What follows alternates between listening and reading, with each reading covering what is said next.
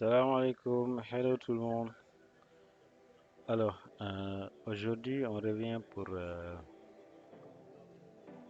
la continuité de notre clone de WhatsApp. C'est dans le cadre des cours de certification qu'on a au niveau de l'école HPO. Alors, ce qu'on avait fait, c'est déjà on avait mis en place l'architecture globale et on avait commencé par pas mal de, pas mal de pages. Donc aujourd'hui, on va continuer sur cette dynamique pour pouvoir mettre en place des discussions et éventuellement voir certains concepts comme le routage, comme la création, la génération des pages, des composants, la différence et tout. Donc ça sera un petit rappel de ce qu'on a pu faire avant et ce qui nous reste à faire. Donc sans plus tarder, on va cloner le projet. Donc notre projet il est déjà sur GitHub. Si vous ne l'avez pas encore, si vous l'avez déjà, pas la peine de cloner. Donc nous on l'a pas, pratiquement pour moi, je ne l'ai pas sur cette machine là. Je vais le cloner. Si vous venez sur GitHub, vous recherchez Ionic WhatsApp clone. L'URL il est là, GitHub, Ionic WhatsApp clone. Pour cloner, vous cliquez sur code et vous avez différentes options. Donc on a HTTPS, SSH, GitHub CLI. Donc moi je ne veux pas utiliser tout ça. Il y a le moyen le plus simple, c'est download zip. C'est de télécharger ça et de décompresser et de trouver jouer. Sinon aussi on copie cette URL là que vous voyez ici et on va sur notre interface de commande pour mettre un git clone. Donc là je clique sur l'icône qui est là, il me dit c'est copié. J'ouvre la ligne de commande. Sinon je vais aller sur mes projets. Voilà. Ici, tac tac tac tac. Je pense que j'avais pas mal de. Je vais revenir ici. J'ai créé Shift N. Je vais nommer formation. D'accord. Et je rentre dedans. Donc là, je fais CMD. La ligne de commande est ouverte. Je mets git clone. Et je colle l'URL qu'on a copié tout à l'heure. Là, je fais entrer. Il va télécharger le projet. Donc si on regarde ici, en même temps vous voyez que le dossier a été créé. Donc Ionic WhatsApp clone a été créé. On fait un double clic et le dossier il est là. D'accord. Donc on a l'ensemble des fichiers. Ça c'est les fichiers de configuration. Là on va travailler sur le dossier SRC. Ça c'est le dossier end-to-end. Donc qui sert de test.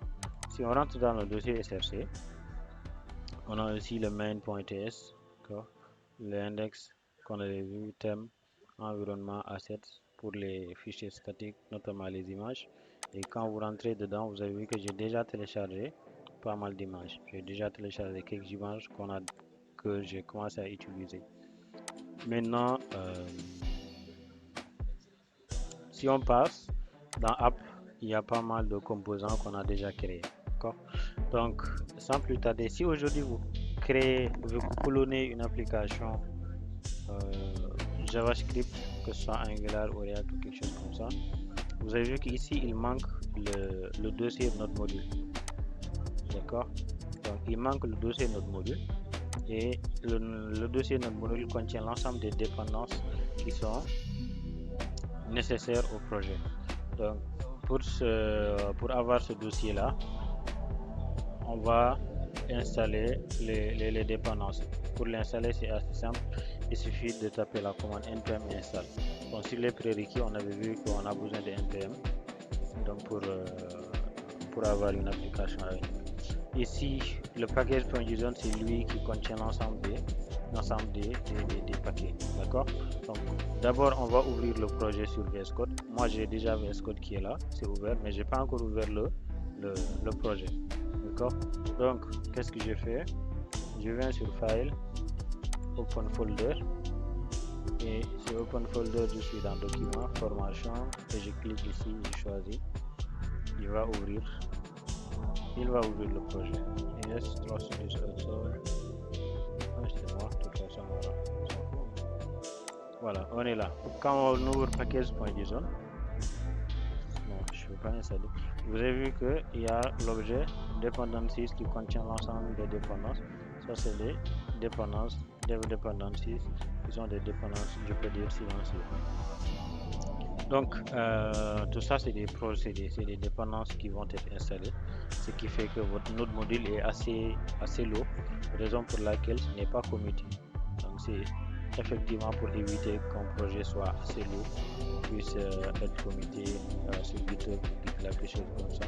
Donc, automatiquement, on a un gitignore, un fichier gitignore qui comporte l'ensemble des dossiers ou fichiers qui doivent être ignorés, qui ne doivent pas être committés. Si vous regardez bien, on a notre module qui est là. Donc, raison pour laquelle notre module, on ne peut pas le committer. Maintenant, ce qu'on va faire, on va installer les dépendances. Pour ce faire, on va taper la commande npm install. Et là, on attend. Vous allez voir qu'ici, à droite, vous allez avoir... Ouais, c'est normal. Je ne me suis pas déplacé sur le projet. Il faut que je fasse cd. D'accord. Unique. Je fais tabulation. Il me donne le nom du dossier. Et là, je rappelle la commande que j'installe. Il commence. Ouais, là, automatiquement, il a créé le dossier notre module. Et à l'intérieur, il va mettre l'ensemble des dépendances. Donc là, vous voyez qu'il a créé pas mal de dossiers. Tout ça, c'est des dépendances en fait. Donc tout ça, si on voulait le committer, ça va être énorme. Donc on attend quelques minutes.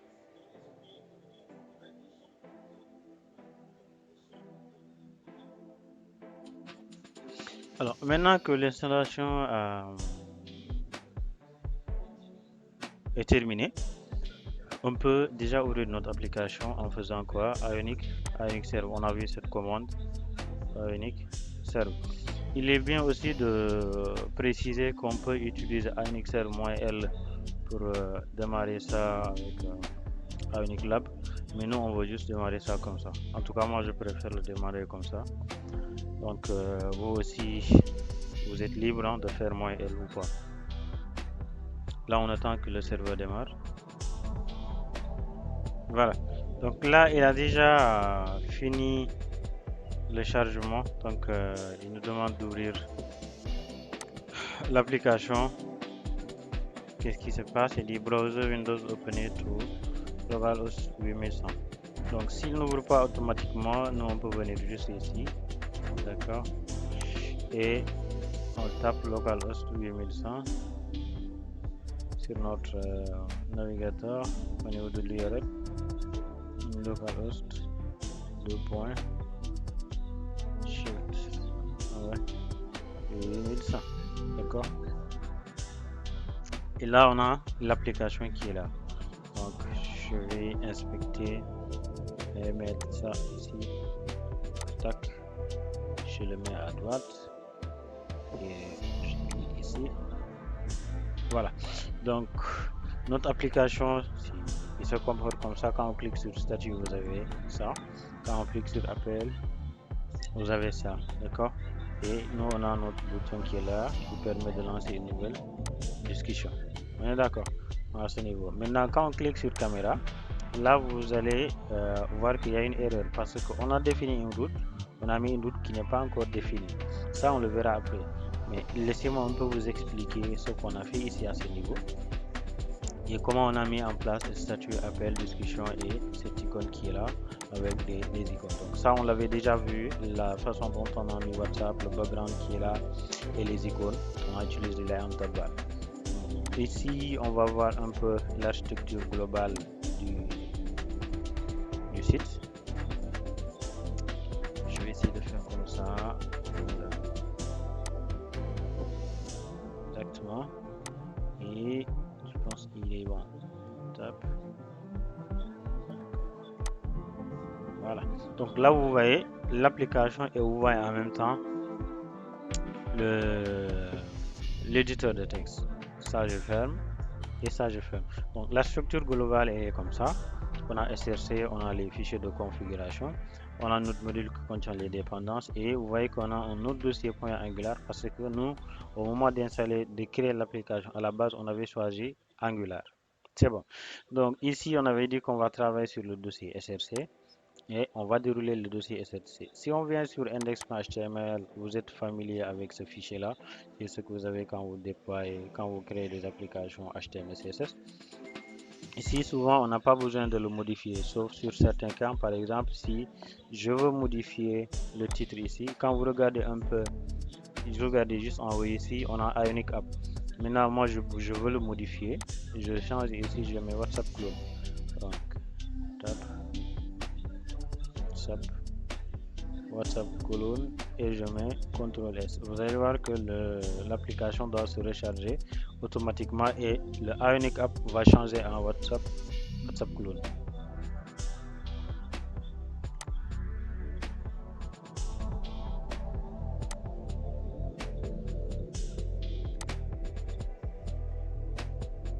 Nothing changed. Il a dit rien n'a été changé. Vous voyez, c'est normal parce que c'est l'HTML. Ici, vous avez vu qu'il y a le WhatsApp Clone qui est là. D'accord? Donc laissez-moi juste vous expliquer un peu le upload. Ça, les body, les head, vous le connaissez déjà. Par contre, c'est la première fois peut-être que vous voyez upload. Donc le upload, c'est une balise. On appelle ça sélecteur, qui permet à Ionic de pouvoir insérer ici le contenu des autres composants.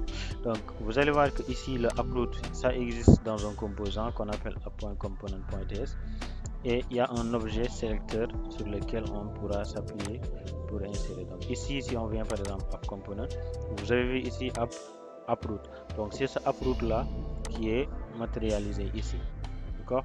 Donc ça permettra aujourd'hui au chargement de pouvoir récupérer le contenu qui est sur app HTML et de l'inclure à ce niveau. Donc du coup, vous avez un seul fichier index.html qui va contenir le code. Ici, on avait vu que thème comporte l'ensemble des variables CSS qu'on va utiliser et on avait un peu vu le concept, pourquoi on a utilisé ça. Donc c'est pour regrouper l'ensemble des couleurs qu'on va utiliser, que ce soit sur des composants différents, que ce soit sur des éléments tels que des boutons, quelque chose comme ça, ça dépend. Donc là, c'est plutôt ça. Environnement, on va l'utiliser pour plutôt stocker des variables d'environnement, que ce soit des chemins vers des fichiers, des chemins vers des API, des ressources externes. Asset, c'est là où on met les fichiers statiques. On l'a vu tout à l'heure, on a l'ensemble des images qui sont là. Maintenant, on vient à le fichier main, je vous l'avais dit, c'est plutôt le fichier qui va être chargé au premier et qui va initialiser aujourd'hui le app module. Donc à ce niveau, on a 5 fichiers, on l'avait vu. Le fichier uploading, c'est le fichier qui sert de route. C'est là où on définit l'ensemble des routes. D'accord? Donc quand on parle de route, c'est les chemins sur lesquels, quand on clique sur un bouton, bien quand on clique sur un élément, quand on clique sur une page, qu'on puisse avoir le contenu correspondant. Ici, qu'est-ce qui se passe? On a défini une route. Donc là, c'est un type. On a défini une route. La route, elle est matérialisée par un path. D'accord? Le path, c'est le chemin. L'autre children, c'est le module qui va être chargé.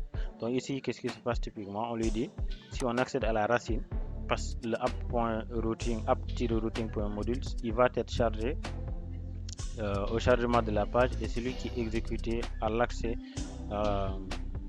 quand on accède à la racine du projet. Alors la racine du projet ou bien la racine de l'application. Donc ici on a path. Si on accède à la racine, charge le module home qui est dans le dossier home, le fichier home module et la classe qui s'appelle home page module. D'accord? Ça c'est le nom de la classe. Comme on a ici le app routing module qui est une classe et on se sert du mot-clé export pour pouvoir accéder à ça. Donc ici le app routing, pour que ça soit accessible, on doit l'importer sur le module. Il faut se mettre ça dans la tête. Le routing, il est importé dans le module. D'accord? Le routing, c'est lui qui définit les routes. On l'importe dans le module. Maintenant, que ce soit app module ou home module ou statut module, c'est toujours l'importation routing vers module. Donc ici, sur le app module, on a pas mal de choses. D'accord, on a les composants et tout. Maintenant, quand on regarde bien, on a app routing. App routing, ça équivaut au nom de la classe qu'on a ici. D'accord, ici on a notre app routing et on a notre composant qui va être démarré. Donc le composant, c'est le app component qui est là. L'app component, je vous l'ai montré tout à l'heure. Il y a le sélecteur app route et là c'est le template URL pour dire la vue, ce que le client ou bien l'utilisateur verra. Ça c'est le fichier qui va servir de comment il s'appelle encore, de styler la vue. D'accord, si on jette un codé sur la app component.html, il n'y a pas grand chose, il y a juste là un app pour dire ça c'est l'élément principal. Donc c'est comme le body que vous avez sur HTML. Donc ici on a un router outlet qui va permettre aujourd'hui et qui va rendre possible l'insertion du contenu bien des vues des autres composants au niveau du composant HTML. D'accord, maintenant ce qu'on a défini ici, si on accède à la racine, il faut charger le module home. Donc si on va dans le dossier home, dans le fichier home module, on a la classe HomePage module que vous avez vu tout à l'heure. Donc la classe HomePage module, si vous regardez bien, on a ici le HomePage routing module qui équivaut à la définition des routes qu'on a ici. Donc ici on a défini un ensemble de routes. D'accord, donc qu'est-ce qui se passe? On lui a dit d'abord, il faut regarder un peu ici. Si on accède, si le module app routing il est chargé directement, il faut rediriger dans Home Discussion. D'accord, ça c'est un chemin qu'on doit définir. D'accord, il faut rediriger dans Home Discussion et il faut que ça matche carrément la description. C'est pour ça qu'on a ici un path match full.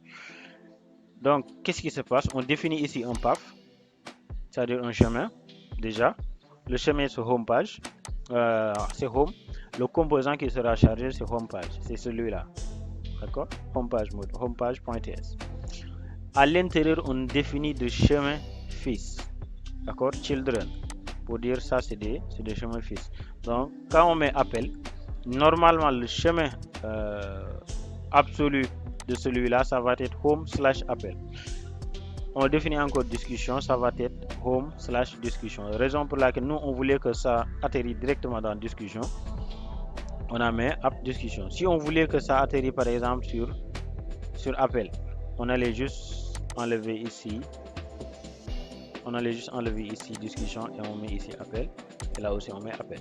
D'accord, et quand on revient ici, on va changer, il se charge déjà, mais nous on enlève ça, on met home. Vous allez voir qu'il va directement rediriger. Voilà, il a directement redirigé vers appel en fait. C'est parce qu'on a mis ça.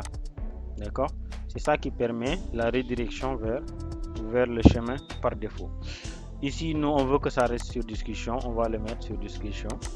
D'accord, et quand on vient par exemple ici si on clique, il nous charge par exemple discussion. Si on clique sur discussion, il va charger discussion.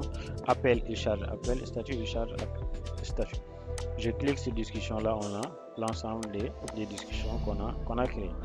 On va aller voir maintenant comment est-ce que le home page se comporte. Ici, qu'est-ce qu'on a défini? On a défini juste un header. Le header, qu'est-ce qu'il contient? Il contient le titre WhatsApp qui est là et il contient les deux icônes, l'icône recherche et l'icône les 3 points. D'accord, le background c'est possible grâce à la définition de color primary. Et qu'est-ce qui suit? On définit un tab, un ensemble de boutons sous forme de tab. Donc ce qu'on a ici, l'icône caméra, discussion, statut et appel, ce sont des tabs. D'accord, puisque ce sont des tabs, nous on définit juste Ion tab. Ça on le trouve dans la documentation, hein. Et qu'est-ce qui se passe? On a l'icône tab, on lui dit qu'il doit être au top, en haut.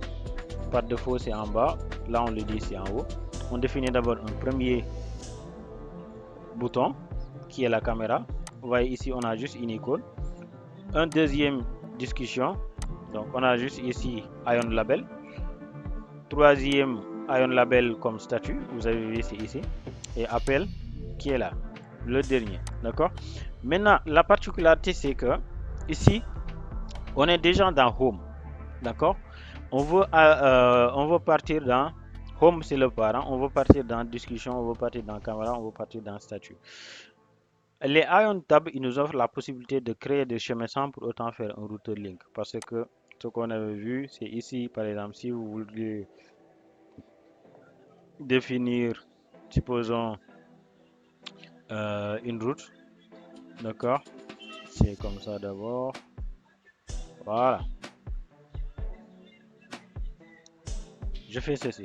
Donc c'était plutôt quelque chose comme ça, routeur link, et là on fait égal, on met ici, supposons home slash, d'accord, home slash caméra. Ça c'était possible de le faire, d'accord. Mais nous, qu'est-ce qui se passe? On n'a pas besoin de le faire, puisque les Ion Tab, ils nous offrent la possibilité de directement faire le lien du composant en utilisant l'attribut tab, d'accord. Mais il faut le mettre dans le Ion Tab button. Il ne faut pas le mettre dans tab bar ni tab Ion Tabs. Il faut le mettre dans le tab button en tant que tel. Et si on lui dit tab caméra, donc typiquement ça équivaut à mettre home slash caméra, parce que c'est home qui est le parent.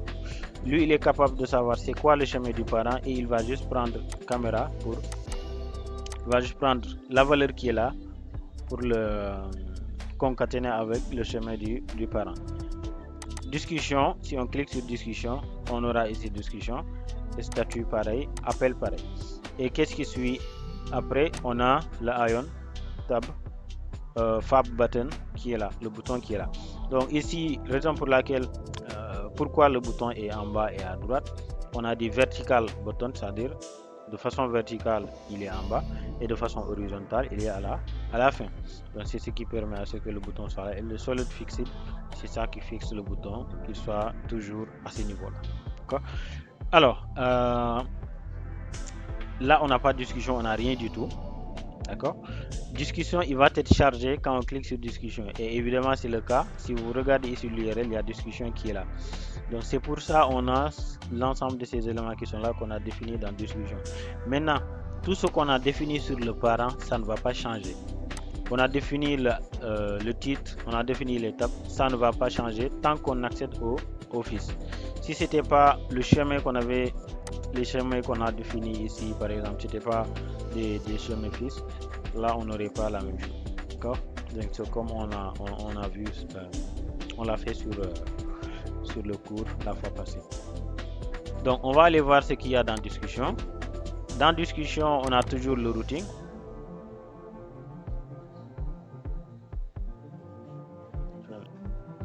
Voilà, là on a défini une route, et il faut bien faire attention à ce qu'on a ici. Donc si vous regardez bien dans App Routing, on a for route module, on importe toujours route module. On a for route parce que c'est l'import principal. Sur home routing, on a for child, d'accord.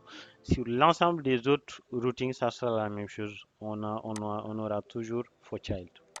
For child, bon, il y a des cas où on peut avoir for future, mais là c'est plutôt côté Angular, quelque chose comme ça. On le verra pas. Alors ici, qu'est-ce qui se passe? On n'utilise pas de lazy loading. Donc j'avais oublié de préciser que ça c'est plutôt du lazy loading, le chargement paresseux.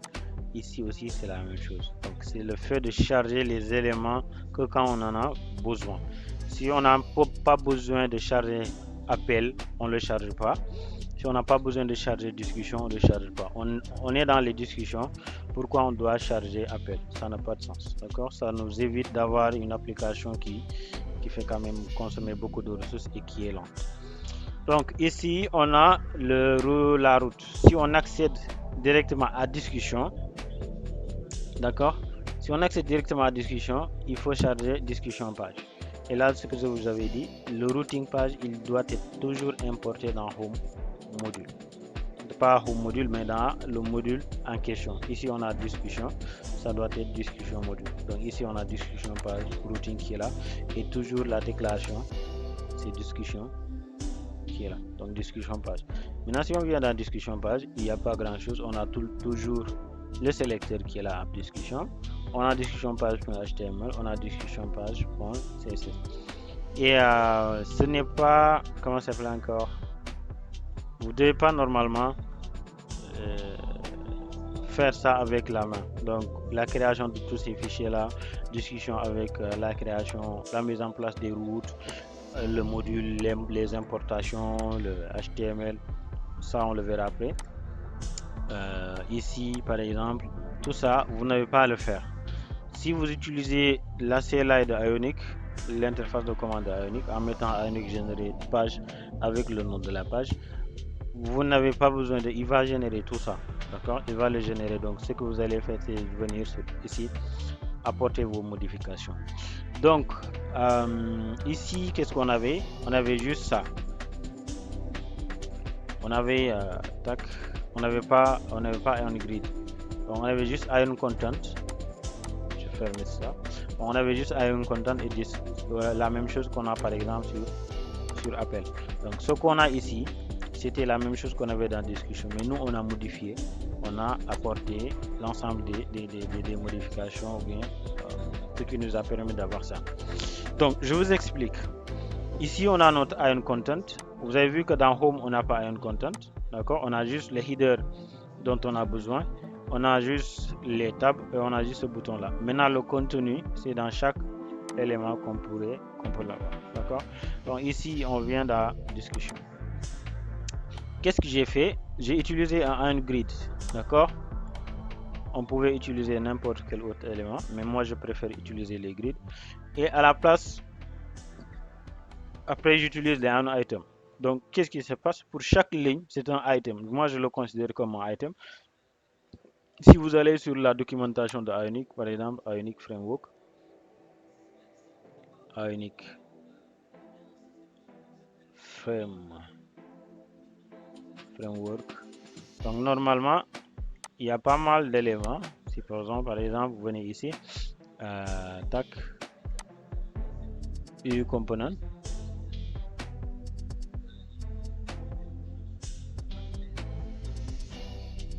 d'accord.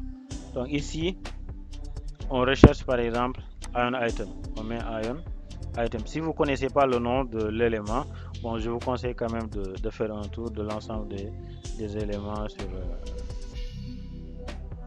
là il me montre même pas Ion Item, donc on va juste se contenter de vérifier ici. Supposons là vous recherchez à gauche ici, tac tac tac tac, Ion Icon, Ion Input, et là on a Ion Item, d'accord. Vous cliquez sur Ion Item et là il vous montre comment on les utilise. C'est bon, donc il vous montre comment on les utilise. Tout ça c'est des items. Maintenant là pour l'utiliser c'est simple, hein? Vous copiez juste le code et vous allez le mettre sur votre élément. Donc supposons moi je vais juste copier celui-là. Je copie celui-là, je reviens sur mon HTML et là ouais, je reviens ici, je vais le mettre en haut pour que vous puissiez voir le changement. Je fais ceci, d'accord.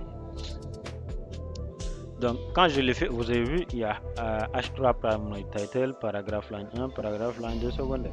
Vous avez vu, donc c'est exactement ce qu'on a mis. Moi j'ai pris ça et je l'ai modifié à selon mes besoins, d'accord. Donc j'ai créé un Ion Item qui est là, d'accord. C'est la première ligne que vous voyez ici avec l'icône. Donc j'ai pris le chemin de l'image, donc j'ai pris un Ion Avatar. Là aussi c'est un élément ionique, il est dans la documentation. Donc j'ai mis l'image img src, le schéma de l'image, et là j'ai créé un Ion Label. Donc sur la Ion Label, qu'est-ce qui se passe? Je mets le nom de la personne et le dernier message qui est là que j'ai mis en dur. Évidemment c'est pas l'idéal, mais là on le met en dur, d'accord. Donc je l'ai mis en dur et je crée encore un autre label. Ce label là, c'est ce qu'on a ici, l'heure et le nombre de messages non lus, d'accord. Donc ici on a label, on dit slot end pour que ça puisse être à la fin. Si on n'avait pas mis slot end, ça va être certes ici, mais ça ne va pas prendre le même aspect que ce qu'on a en ce moment. D'accord? Donc ici, après avoir mis le iron label, on met encore un iron text pour l'heure et un badge pour le nombre de messages non lus. D'accord? Donc on répète la même chose en bas. C'est la même chose. On a l'image, une image qui change. On a le nom de la personne. Donc là, c'est des classes que j'ai définies. Hein, c'est à vous de voir. Donc ici, le lines non, je vais changer. Je mets line full. En fait, le line, c'est pour dire est-ce qu'il y aura des lignes en bas, des lignes séparateurs ou pas. D'accord? Donc, quand je mets line full, regardez là, Mourdien, par exemple. Vous avez vu que ça a changé. En bas, il y a une petite ligne qui est grise. D'accord? Donc, c'est juste ça, la différence. Donc, moi, je remets, je dis non. Pour dire que je veux pas de ligne, je veux pas de bordure en bas. D'accord?